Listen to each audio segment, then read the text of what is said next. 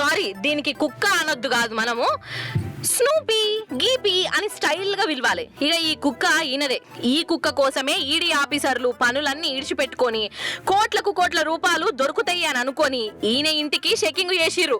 కానీ ఏమి దొరికిందయ్యా అని అంటే కొన్ని కుక్క బిస్కెట్లు తప్ప ఏమి కానరాలే. అసలు ఈడీ ఆఫీసర్లు ఈడికి వచ్చిర్రంటే ఈ మహానుభావుడు ఈ కుక్కను ఫారెన్ దేశంలోకి వెళ్ళి 50 కోట్ల రూపాయలు పెట్టి కొనుక్కున్నా అని టామ్ చేసే కదా. ఓష్, నీ కుక్కకు 50 కోట్లేంద్రా నాయన, మెడకాయ మీద తలకాయ ఉన్నోడు కుక్కను గన్ని కోట్లు పెట్టి కొంటారా? అసలు కొన్నోనికి తెలివి లేకున్నా అమ్మినోని కన్నా లేదా అని అనుకున్నారు. అట్లా అంటే ఇది ఉత్తపచ్చి కుక్క కాదు, నక్క కుక్క 2 జాతుల గుణగణాలు కలిగిన ఒక చిత్రమైన కుక్క. అందుకే నేను విచిత్రంగా 50 కోట్లు పెట్టి కొన్నా అని చెప్పుకున్నాడు. ఇక ఇంకేమున్నది, టీవీలల్లా సోషల్ మీడియాలల్లా అంతటా ఈయన పేరే మారుమోగింది.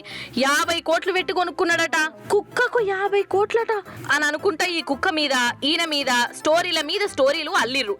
ఇక ఈ ముచ్చట ఈడీ ఆఫీసర్ల దాకా పోయింది. 50 కోట్లు పెట్టి ఫారిన్ దేశంలో కుక్క కొన్నాడంటే వీడేమో లఫుట్ పని చేసే కొనుంటాడు. వీడిని ఇట్లా చెక్కింగులు చేస్తే ఇంకా బొచ్చాడు పైసలు వెళ్తాయి, కేసు పెట్టొచ్చు అని ఈడీ ఆఫీసర్లు ఆశతోని ఈయన ఇంటికి వచ్చి చెక్కింగులు చేసిర్రు.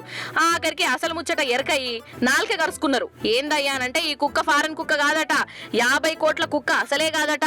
కాకపోతే జనాలను బుగ్గగాళ్ళని చేసి 50 కోట్ల కుక్క అని టామ్ చేసుకున్నారు.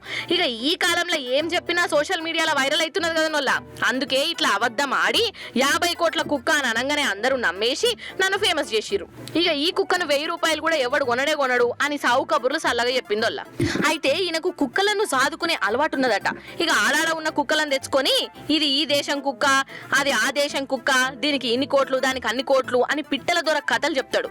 ఇక ఇది నిజమే అనుకొని జనాలు ఈ కుక్కతోని ఈయనతోని సెల్ఫీలు దిగుకుంటా ఏదైనా పేరెంటాలకు చీఫ్ గెస్ట్ గా పిలిపించుకొని పైసలు చదివించుకుంటారట. చూసినావా ఎంత తెలివిమంతుడో, ఆఖరికి కుక్కతోని ఈడీ ఆఫీసర్లను కూడా ఏప్రిల్ ఫుల్ చేసి పడేసిండు.